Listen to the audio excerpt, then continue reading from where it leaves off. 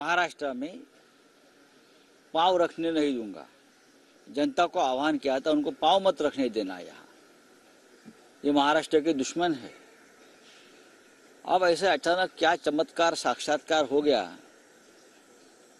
वो आप उनसे ही जाकर पूछना चाहिए। भाई, आप अचानक पलटी मारकर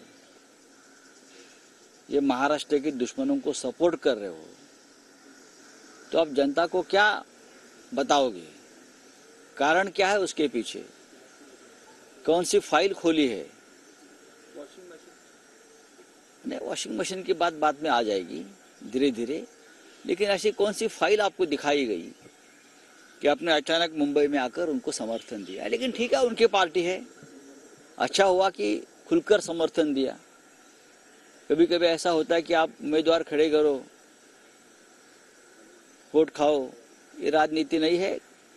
लेकिन जनता महाराष्ट्र की, उन्हें मालूम है सब कुछ, देख लेंगे। मराठीमध्ये सांगाल, ज्या प्रकारे बिनशर्त पाठिंबा नरेंद्र मोदी यांच्या नेतृत्वाला, असं म्हणत त्यांनी एक प्रकारे वेगळी भूमिका घेतली आणि कार्यकर्त्यांना सांगतात की आता विधानसभेची तयारी करा। असं आहे की हा त्यांचा पक्षाचा निर्णय आहे। महाराष्ट्राची गेल्या काही दिवसापासून जी लूट सुरू आहे, महाराष्ट्रात जे अत्यंत घाणेरडं राजकारण सुरू आहे खोक्याचं, त्याचे सूत्रधार नरेंद्र मोदी आणि अमित शहा आहेत। महाराष्ट्रातून उद्योग पळवला जातोय, मुंबई तोडण्याचा प्रयत्न होतोय, सगळ्यांना माहिती आहे, मुंबई विकलांग करण्याचा प्रयत्न होतो आहे। अशा वेळेला महाराष्ट्राच्या स्वाभिमानासाठी निर्माण झालेला एक पक्ष, बरं का, महाराष्ट्राच्या दुश्मनांना पाठिंबा देत असेल तर लोकांच्या मनात काही शंका उत्पन्न होतात।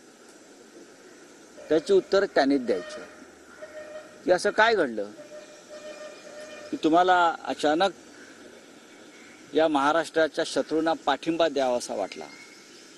याबाबत लोक त्यांना प्रश्न विचारतील। म्हणजे तुमचा जो पक्ष आहे त्याचा नवनिर्माण पक्ष का झाला? नवनिर्माण पक्ष होण्याची अचानक का गरज पडली, हे त्यांनी सांगावं। त्यांच्या पक्षाने कोणती भूमिका घ्यावी हा त्यांचा निर्णय आहे सर्वस्वी। आम्ही महाराष्ट्राच्या अस्मितेसाठी, स्वाभिमानासाठी आम्ही लढतो आहोत। मग नरेंद्र मोदी असतील समोर किंवा अमित शहा असतील, आम्ही शरणागती पत्करणार नाही। थेट तुमचं नाव घेता, म्हणजे त्यांनी सांगितले की संजय राऊत आणि उद्धव ठाकरे जरी बोलत असतील तर त्यांनी सुद्धा स्वार्थासाठी भाजप सोबत राहिले। आम्ही कधीही स्वार्थासाठी भाजप बरोबर राहिलो नाही। एक, हिंदू हृदय सम्राट शिवसेना प्रमुख बाळासाहेब ठाकरे, अटल बिहारी वाजपेयी, अडवाणी, प्रमोद महाजन या सगळ्यांनी त्या काळामध्ये हिंदुत्ववादी मतांचं विभाजन होऊ नये म्हणून केलेली ती युती होती। ती 25 वर्ष चालली।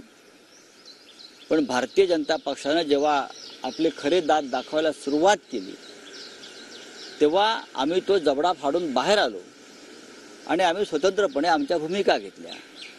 आजही आमची भूमिका ही महाराष्ट्राच्या संदर्भात स्पष्ट आहे। जर कोणी महाराष्ट्रावर अशा प्रकारे घाव घालणार असतील, महाराष्ट्राच्या स्वाभिमानाला ठेच पोचवणार असतील, तर शिवसेना संयुक्त महाराष्ट्राच्या चळवळीत ज्या प्रकारे सगळे एकत्र आले महाराष्ट्राच्या दुश्मनांच्या विरोधात, तेव्हा त्या पद्धतीने आम्ही एकत्र येऊ। तुम्हाला वैयक्तिक काय वाटतं, काय नेमकं झालं असेल जेणेकरून अशा प्रकारे पाठिंबा द्यावा? म्हणणे राजकीय व्यभिचाराला पाठिंबा म्हणजे असं राज ठाकरे म्हणतात, कुठेतरी विसंगती दिसून येते का? राजकीय व्यभिचार म्हणजे असा आहे, राजकीय व्यभिचार कशाला म्हणतात हे प्रबोधनकार ठाकरे यांच्या चिंतनातून, भाषणातून, लेखनातून समजून घेतलं पाहिजे।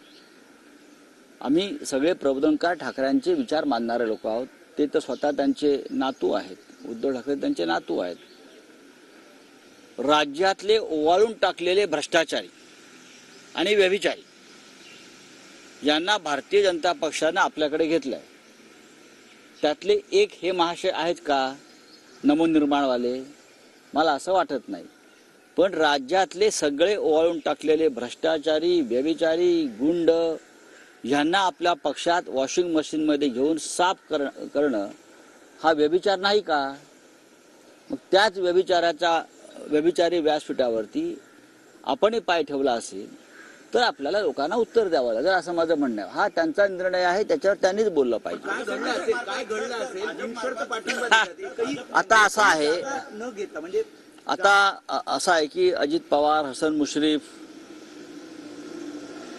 किंवा अनेक नावं अशी आहेत ज्यांनी बिनशर्त अनकंडिशनल भाजप बरोबर जायचं मान्य केलं. ठीक आहे, ते मंत्री झाले, अमुक झाले, तमुक झाले, आणि ते का गेले, ते कोणाच्या दबावामुळे गेले सगळ्यांना माहिती आहे.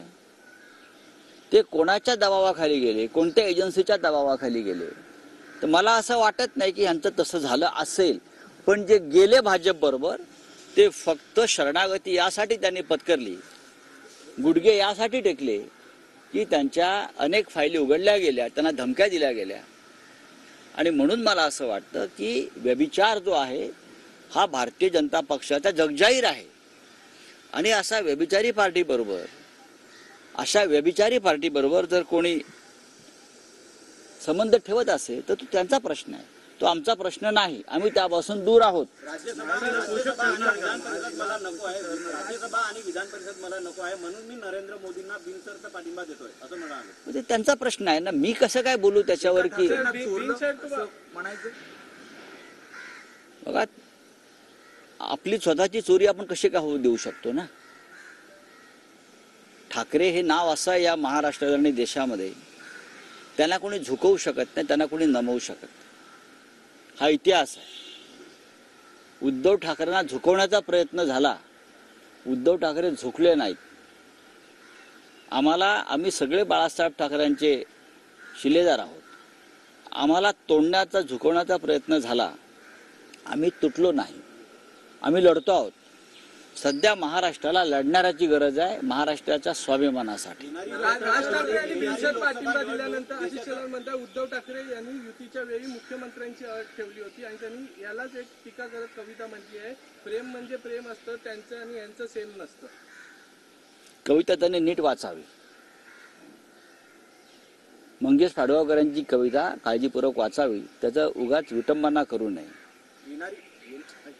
प्रेम म्हणजे काय असतं? शेमच असतं. पण ते सेम वेगळं, हे शेम आहे.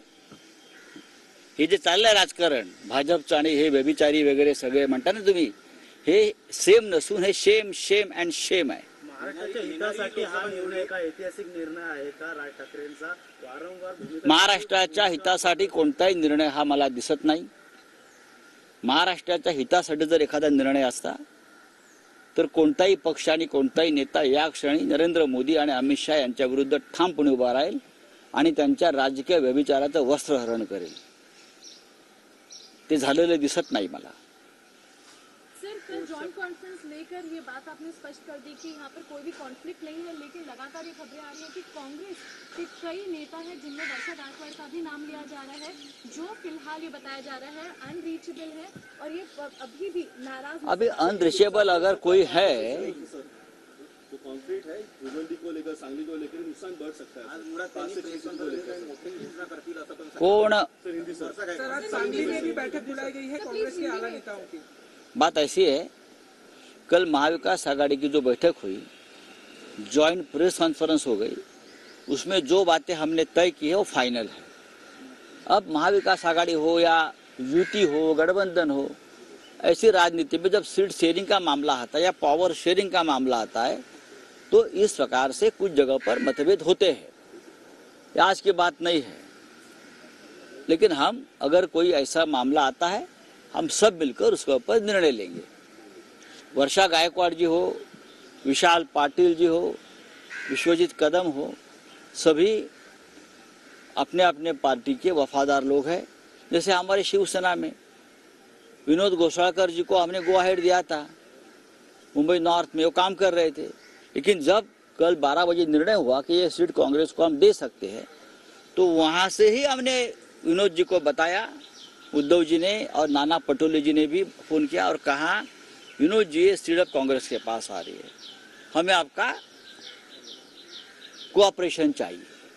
तुरंत विनोद घोषणा करने कहा जो पार्टी का आदेश है, जो महाविकास आघाड़ी का आदेश है वो मुझे मान्य है, मंजूर है, मैं आपको मदत करूंगा। राऊत साहेब, सांगलीमध्ये ज्या प्रकारे एकंदरीत आपण बघतोय, तुम्ही महाविकास आघाडीची पत्रकार परिषद झाल्याच्या नंतर सांगलीमध्ये सर्व आलबेल नाहीये असं चित्र आहे एकंदरीत आहे. ते चित्र आहे, ते फक्त चित्र आहे। अशी चर्चा की विशाल पाटील वेगळा निर्णय घेऊ शकतात. पाहू ना आपण, मला असं वाटत नाही। विशाल पाटील हे वसंतदादा पाटील यांच्या कुटुंबातले आहेत, त्यांचे नातू आहेत। वसंतदादा पाटील हे काँग्रेसचे महाराष्ट्रातले पितामह आहेत। 2019 साली विशाल पाटील यांनी काँग्रेस सोडली होती आणि ते दुसऱ्या पक्षाकडून निवडणुकीला उभे राहिले होते, त्यांना त्यात यश मिळालं नाही।